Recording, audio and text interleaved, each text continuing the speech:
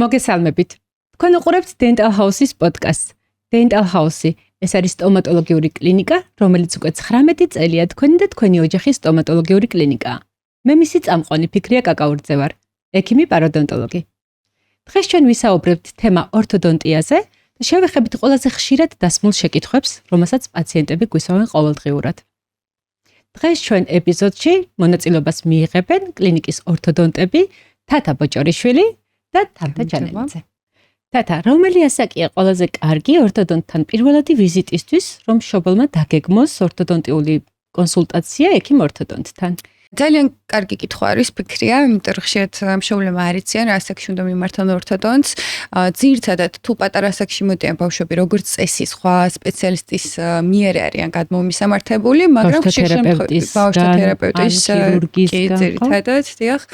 და თუ პირობითად ბავშვს არ დაჭირდება რაღაც ასაკამდე არ მიიყვანეს თერაპევტთან, როგორც წესი ორთოდონტთანაც დაგვიანებული მიჰყავთ ხოლმე. შესაბამისად, სასურველია რომ როგორც კი ბავშვის დაიწყებს სარწევი კბილების მოცვლას, ან დაახლოებით 6 წლის ასაკიდან უკვე მიმართონ მშობლებმა ორთოდონტს და მინიმუმ დაიწყოს დისპანსერიზაცია ბავშვის. ანუ რას ნიშნავს? დააკვირვება მშობლისთვის ძალიან რთული არის რომ სწორად განსაზღვროთ რამდენად სწორად მიმდინარეობს ბავშვის კბილთა სისტემის განვითარება, შესაბამისად სასურველია რომ ამ ყველაფერს დააკვირდეს ორთოდონტი და სწორად კი, პერიოდულად 6 თვეში ერთხელ, კი ბატონო, 6 თვეში ერთხელ, წელიწადში ერთხელ დაკვირვება მაინც არის სასურველი მინიმუმ. შესაძლოა ბავშვს პირობითად არ დაჭირდეს ორთოდონტიული ჩარევა 9-10 წლის ასაკამდე, თუმცა სასურველია რომ ცვლის თანმიმდევრობას და ასე შემდეგ მიექცეს ყურადღება ყბების განვითარებას და ასე შემდეგ. აქვე მაინტერესებს ადრეულ ასაკში დიაგნოსტირება გვაძლევს საშუალებას, რომ უფრო ყბაკბილთა სისტემის ანომალია უფრო ნაკლებად განვითარდეს, ანუ ეს არის პრევენცია, ხო? ბატონო, ბრეკეტ სისტემის გარდა არსებობს სხვა აპარატები, რომლებსაც ვიყენებთ ყბების ზრდის მოდიფიკაციისთვის, ანუ რა იგულისხმება ამაში, მაგალითად თუ რომელიმე ყბა ჩამორჩება ზრდას, ჩვენ ვეხმარებით და ვასტიმულირებთ ყბების ზრდას და ნუ ასე შემდეგ, იქ შეიძლება იყოს შევიწროვება, ჩამორჩენა ან პირიქით და ნუ ასე შემდეგ. თუ საუბრობთ პირველად კონსულტაციაზე, ასევე მაინტერესებს ყველაზე გვიანი ასაკი ორთოდონტიული მკურნალობის, მაგალითად, როდის არის? რომელ ასაკში შეიძლება რომ პაციენტს უთხრათ, რომ დიახ, შესაძლებელია ორთოდონტიული მკურნალობის ჩატარება, რომელ ასაკამდე? კარგი კითხვა, ესეც ძალიან, იმიტომ რომ გონიათ ხოლმე პირობითად 40 წელს, 30 წელს გადაცილებულ ადამიანებსაც კი რომ დაგვიანებულია მათთვის ორთოდონტიული მკურნალობა, თუმცა რა თქმა უნდა ეს ესე არ არის. ასაკის შეზღუდული არ არის. ასაკის შეზღუდვა ნამდვილად არ არის და ზოგ შემთხვევაში ჭირდებათ კიდევაც პაციენტებს, მაგალითად, უკვე ისეთ ასაკში, როდესაც არიან, რომ ჭირდებათ ესა თუ ის რაღაც ორთოპედიული კონსტრუქცია და ასე შემდეგ, ხშირად საჭიროებენ კიდევაც რომ ორთოდონტი ჩაერიოს და უმკურნალოთ პაციენტს ჯერ ორთოდონტიულად და შემდგომ დამზადდეს უკვე სხვადასხვა კონსტრუქციები. საჭიროდ ხდება ხოლმე. მას შემდეგ რაც ექიმი ორთოპედის სამუშაო უფრო მაღალ ესთეტიური ვერ გამოდის, უკვე გვჭირდება ორთოდონტიული ჩარევა ასაკოვან პაციენტებში, ხო? არა მხოლოდ ასაკოვანში, სხვათა შორის შედარებით ახალგაზრდა პაციენტებშიც, როდესაც პირობითად საჭირო ხდება იმპლანტაცია და პაციენტს დიდი ხანია, რაც დაკარგული აქვს კბილი, როდესაც კბილი დიდი ხანია, რაც დაკარგულია, ეს სივრცეს იკავებს მომიჯნავე კბილები და შესაბამისად საჭირო ხდება ხოლმე ამ სივრცის ან გადიდება იმისთვის, რომ სრულფასოვანი ზომის გვირგვინი ჩაისვას სამომავლოდ, ან პირიქით შესაძლებელია ორთოდონტ დახურვაც იყოს საჭირო და არ იყოს საჭირო პირობითად იგი იმპლანტის გაკეთება. ამიტომ ხშირად ხდება ხოლმე ძალიან ესე აქტიურად თანამშრომლობთ ორთოპედები და ორთოდონტები, ასე რომ ხშირად საჭირო ხდება ხოლმე ამ გაგებითაც ორთოდონტის ჩარევა. თამთა, მაინტერესებს პირველადი კონსულტაცია რაც მოიცავს, მას შემდეგ რაც პაციენტი კლინიკაში მოგმართავს, რა ეტაპების გავლა უწევს ორთოდონტიულ პაციენტს ექიმ ორთოდონტთან? დიახ. ანუ წარმატებული ორთოდონტიული მკურნალობა ნიშნავს სრულყოფილ დიაგნოსტიკას.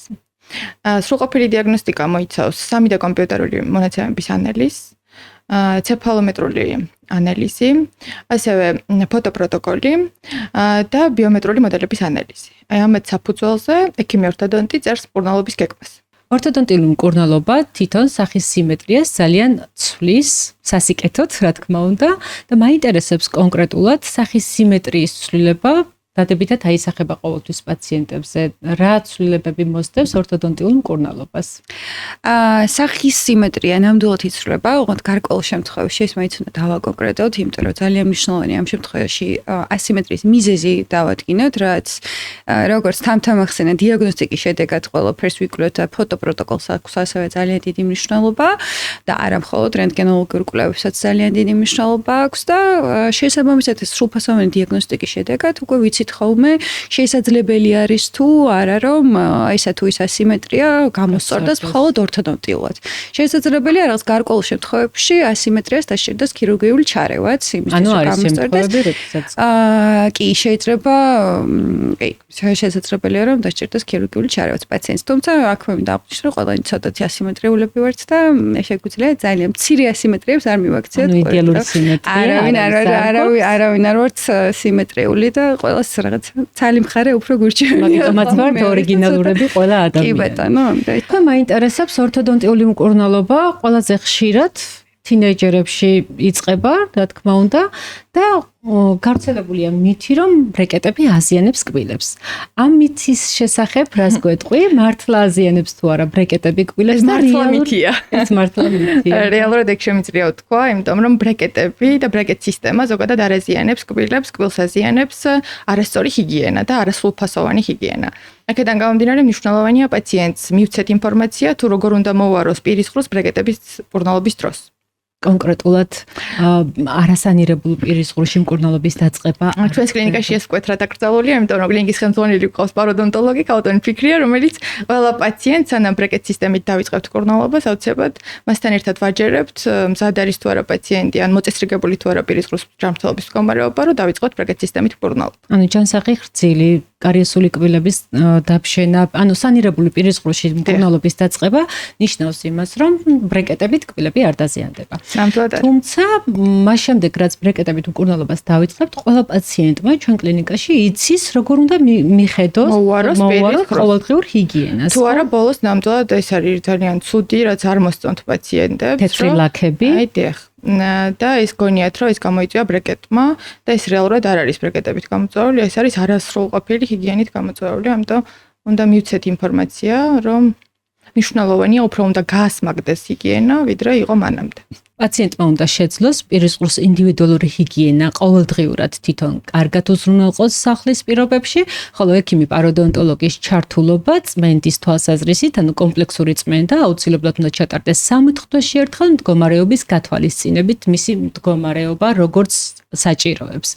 მაგრამ არიან პაციენტები, ვისთანაც ზედმიწევნით ახსნის შემდეგ ჩვენ სრულყოფილ კარგ შედეგებს ვიღებთ და გართულებები ნაკლებად გვაქვს. ჯანმრთელი ხრწილი ნიშნავს ასევე ჯანმრთელ პაციენტს და როდესაც სისხლდენა არ გვაქვს, როდესაც ანთებითი პროცესები არ გვაქვს, პროცესი უფრო მარტივად და კარგად მიმდინარეობს, ხო? გეთახმებით და ასევე მინდა დავამატო პაციენტი თუ ბრეკეტების გარეშე ვერ იხეხავს კარგად კბილებს და ვერ ინარჩუნებს ჰიგიენას, ის პაციენტი ვერასდროს ვერ მოახერხებს სრულფასოვნად ჰიგიენის შენარჩუნებას ბრეკეტების ფიქსაციის შემდგომ, ამიტომ როგორც წესი საერთოდ არ უწყებთ მკურნალობას სანამ პაციენტი ამ უნარჩვევებს არ გამოიმუშავებს და კი, მე მყოლია ძალიან მნიშვნელოვანია ეს როცა მithქვამს რომ აქ ორთოდონტიულ მკურნალობას აზრი არ აქვს, მოდი დროებით მოვხსნათ ბრეკეტები, იმიტომ რომ ბავშვი იყო 14 წლამდე, თუმცა ეს ის ასაკი არ არის, რომ ბავშვმა არ იცის კარგად ჰიგიენა, უბრალოდ მას არ ქონდა ეს უნარჩვევები გამჯდარი, მოახსენით ბრეკეტ სისტემა, პირისყრუს სანირება მოვახდინეთ და რამოდენიმე წელი რომ გავიდა, მხოლოდ მას შემდეგ დაუყენეთ თავიდან ბრეკეტები, უკვე სრულწლოვანი როცა იყო და მეც გამოცდილება აჩვენებს, რომ მართალი ხართ, იმიტომ რომ პაციენტმა თუ კარგად იცის, რისთვის აქვს ორთოდონტიული მკურნალობა, რატომ იკეთებს ბრეკეტებს, მაშინ უფრო კარგი შედეგები შეიძლება მიიღოს. კი, ნამდვილად პაციენტის თანამშრომლობა ჩვენთან ძალიან დიდი მნიშვნელობა აქვს და ბევრი არის პაციენტზე დამოკიდებული ამ. ოთარ ბოლოს დაგვრჩება გასწორებული კბილები დაზიანებული მინა რაც პაციენტისთვის ეს სასურველი შედეგი ნამდვილად არ არის. ალბათ ყველაზე ხშირი კითხვა გერმანული ბრეკეტი ჯობია თუ ამერიკული? აი ეს მაინტერესებს. ყველა მაგას ვეკითხება. რა არის გერმანული ბრეკეტი, რა ამერიკული, როგორ უნდა ავარჩიოთ და მე ვფიქრობ, რომ ექიმი უნდა ავარჩიოთ პირველ რიგში და არა სისტემა, მაგრამ პაციენტებისთვის უფრო ხშირად დასმულ კითხვა ერთ-ერთი ეს. არანაირი განსხვავება არ არის, ხარისხობრივად ორივე ქვეყანა არ წარმოებს ძალიან მაღალი ხარისხის ბრეკეტებს. შესაბამისად დამოკიდებულია უბრალოდ ექიმზე რითი ურჩევნია მუშაობა. ამიტომ არანაირი განსხვავება არის, მეც ხშირად დაუსვამთ ეს კითხვა პაციენტებს. მე ძირითადად მაგალითად მუშაობ ამერიკული სისტემით, თუმცა პაციენტს თუ მოთხოვნა იქნება, არანაირი პრობლემა არ მაქვს, რომ გერმანული ბრეკეტებით უმკურნალო, უბრალოდ რეალურად არანაირი განსხვავება არ არის მათ შორის და მხოლოდ ექიმზე არის დამოკიდებული. ერთ-ერთი კითხვა, რომელსაც კიდევ გვისვავენ, მას შემდეგ რაც გაიგებენ, რომ ბრეკეტები ჭირდებათ, რამდენ ხანში მოიხსნით ბრეკეტს? ეს არის მალე მოიხსნით, როდის მოიხსნით? ქორწილი მაქვს, რაღაცა უნივერსიტეტს ვამთავრებ, სკოლას ვამთავრებ, როდის მოიხსნით ბრეკეტს? რა ვადებზია საუბარი? დიახ, ეს დამოკიდებულია თანკბილის ანომალიის სიმძიმეზე და პაციენტის ასაკზე. და დაახლოებით საშუალოდ წელიწადნახევრიდან 2 წლამდე გრძელდება მკურნალობა. ეს დამოკიდებული არის, რომელ ბრეკეტ სისტემით მკურნალობთ, თვითლიგირებადი სისტემით მკურნალობთ თუ ლიგატურული სისტემით? თვითლიგირებადით და სტანდარტული ბრეკეტებით მკურნალობის დროს საშუალო ვადები არის იგივე, უბრალოდ კორექციებს შორის ხანგრძლივობა იცვლება. მაგრამ პაციენტებისთვის რომელი უფრო კომფორტულია, რომელი ბრეკეტით მკურნალობა უფრო კომფორტულია, იმიტომ რომ ყველაზე ხშირად მაინც ამას გვეკითხებიან, რა სხვაობა უნდა ნახოს პაციენტმა, ბევრი ვერ ამჩნევს. კომფორტულს რაც შეეხება ორივე ან თვითლიგირებადი სისტემა ბევრად ჯობია სტანდარტულ, სწორედ ნამდვილად არ შეიცვლებოდა და არ განვითარდებოდა რაღაც, ხომ? აქედან გამომდინარე, მთავარია ის ეკონომიკაზე, პაციენტის შესაძლებლობაზე, მაგრამ შედეგის თვალსაზრისით ორივე სისტემის დროს მიიღება შედეგი, კი, ნამდვილად, ხო? დავამატებ რაღაცას თუ შეიძლება. ერთ-ერთი კიდევ კომფორტი პაციენტის არის ის, რომ უფრო ნაკლები ვიზიტები ჭირდებათ. დაახლოებით განსხვავებაც რა იცოდნენ პაციენტებმა თუ ლიგატურული სისტემის შემთხვევაში 4 კვირაში ერთხელ უწევს პაციენტს ვიზიტი. თვითლიგირებადის შემთხვევაში 6-დან 8 კვირამდე არის შესაძლებელი, რომ იყოს შუალედები ვიზიტს და ვიზიტ შორის. კი ბატონო.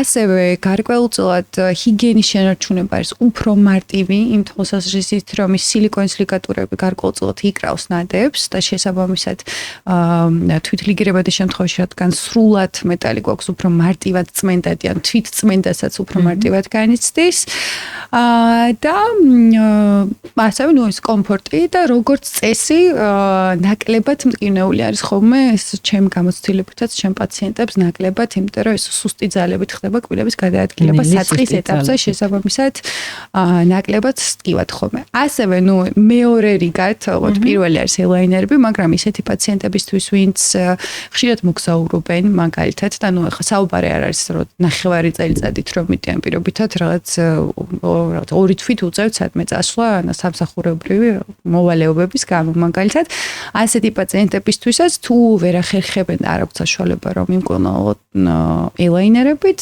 ძალიან კარგი ალტერნატივა არის, საუკეთესო ელაინერების შემდგომ. ეს რა მეორე რიგი არის. ელაინერები ყველაზე ხშირად დასმული კითხვა ერთ-ერთი. ელაინერების ოფიციალური პროვაიდერი, ინვიზელაინის ოფიციალური პროვაიდერი ხართ და შესაბამისად მინდა გკითხოთ. ელაინერების ისტორია, როგორც ვიცი 20-25 წელია, თუმცა უკვე იმდენად პოპულარულია, რომ დღეს დასრულ ასაკში ძალიან ბევრი პაციენტი მოგმართავს, არ მინდა რომ მეტყობოდეს ბრეკეტებით, რომ ვისწორებ კბილებს. ეს ყველაზე კარგი გამოსავალი ალბათ ელაინერებით მკურნალობა. შენარჩუნებაც მაინტერესებს, რა დისკომფორტები შეიძლება პაციენტს ჰქონდეს ელაინერებით მკურნალობისას და რა სქემით მკურნალობთ პაციენტს. როგორც ვიცი, კომპიუტერულად წინასწარი იგეგმება მკურნალობის მთელი კურსი, მაგრამ დეტალურად რა აუხსნათ ჩვენ პაციენტებს. კი ბატონო, ერთ-ერთი ყველაზე შეუმჩნეველი მეთოდია, თუმცა აქვე აღნიშნა რომ არსებობს გამჭვირვალე, კერამიკული და ცირკონის ბრეკეტ სისტემები, რომლებიც შედარებით ნაკლებად შესამჩნევია, თუმცა ამ სისტემებსაც მაინც რკალი რაც არის უშუალოდ ბრეკეტში ჩასული მაინც მეტალი არის და მაინც ჩანს. ელაინერი არის ყველაზე გამჭვირვალე მეთოდი, ყველაზე კომფორტული მეთოდი, რითიც შეიძლება რომ პაციენტმა იმკურნალოს. მტკივნეულია ელაინერებით მკურნალობა ან დისკომფორტს უფრო მეტად შეიცავს ვიდრე ბრეკეტები? აი ზუსტად ეს არის ელაინერების პლუსი, ასე ვთქვათ, რომ და ხიბლი ის არის, რომ ყველაზე ყველაზე კომფორტული სისტემაა, რითიც შეიძლება იმკურნალოთ ორთოდონტიულად. რა პლუსები აქვს? ერთ-ერთი არის ის, რომ არ გიწევთ დიეტის დაცვა, ანუ არ ხართ შეზღუდული მყარ საკვებში და შესაბამისად შეგიძლიათ მიირთვათ, ასევე ჰიგიენის შენარჩუნება არის ბევრად მარტივი.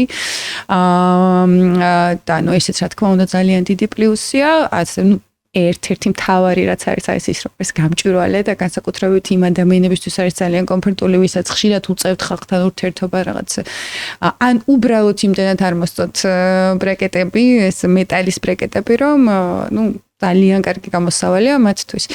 ასევე აღნიშნოს პირველია თქო რომ თქვი ისეთი ადამიანებისთვის ვინც არ ცხოვრობენ საქართველოში, ვისაც მაგალითად შეუძლიათ პირობითად 6 თვეში ერთხელ ჩამოსვლა მხოლოდ ან რაღაც ესე დიდი შუალედებით შეუძლიათ რომ მოვიდნენ ვიზიტზე, ასეთი პაციენტებისთვის არის იდეალური სისტემა, იმიტომ რომ არ საჭიროებს ისეთ ხშირ ვიზიტებს. თუმცა აქვე უნდა ვთქვათ, რომ ელაინერებით მკურნალობა ეგ იმას არ ნიშნავს, რომ პაციენტს რაღაც შეზღუდვები არ აქვს. მე როგორც ვიცი, რაღაც გარკვეული საათები 20-22 საათი მაინც ეგ თავისთავად, რა თქმა უნდა. წინასწარ ინფორმირებული ყველა პაციენტია, თუმცა აუცილებლობა არის, რომ ტარების პროტოკოლი არ დაარღვიოს, თორე შედეგი ვერ იქნება. კი, ბატონო, მიხსნით პაციენტი ელაინერს იხსნის მხოლოდ ჭამის და კბილების წმენდისას. დანარჩენი სულ უნდა ეკეთოს, სხვანაირად არ იქნება ესეთი ეფექტური და უბრალოდ დროს დავკარგავთ. შესაბამისად ძალიან მნიშვნელოვანია, როგორც აღვნიშნეთ აქამდე, პაციენტის თანამშრომლობას აქვს ძალიან დიდი მნიშვნელობა და აუცილებელია, რომ პაციენტმა დაიცვას ეს 22 საათიანი ვალდებულება. 22 საათიანი ვალდებულება. კი ბატონო, გავიკეთებდი ელაინერებს, მაგრამ მე როცა ორთოდონტიული მკურნალობა დავიწყე, ჩემ დროს არ იყო ჩვენთან დანერგილი ჩვენ კლინიკაში და შესაბამისად გავიკეთე თვითლიგირებადი ბრეკეტები და ეხლა სულ გული მიმდის, იმიტომ რომ აი მინდა მქონდეს ელაინერები, უფრო ესთეტიურია, უფრო ლამაზია და მომწონს. და ყველაზე მნიშვნელოვანი არის ის, რომ ძალიან კარგად ხდება, რადგანაც მოსახსნელია ეგ, იდეალურად ხდება ჰიგიენა. ეგ ყველაზე მნიშვნელოვანია. აი ბრეკეტების დროს ყოველთვის ეგ არის ჩვენი ყველაზე დიდი მტკივნეული ნაწილი, რომ ვერ ხდება სრულყოფილი ჰიგიენა და ელაინერების დროს საშუალება გვაქვს, რომ კარგად გაიწმინდოს პაციენტმა პირსხმა. თამთა მინდა გკითხო, მას შემდეგ რაც გასწორდება ყმაყბილთა სისტემის ანომალია და პაციენტთან მივაღწევთ სასურველ ხიმილს, რა ეტაპების გავლა უწევს პაციენტს რეტენციული პერიოდი, რას გულისხმობს, რომ მიღებული შედეგი, რაც მივიღეთ მკურნალობის პროცესში, ელაინერით თუ ბრეკეტით, რამდენ ხანს გვინდა რომ შევინარჩუნოთ ეს, გვინდა რომ მთელი ცხოვრება შეგვინარჩუნდეს და რეალურად ესია?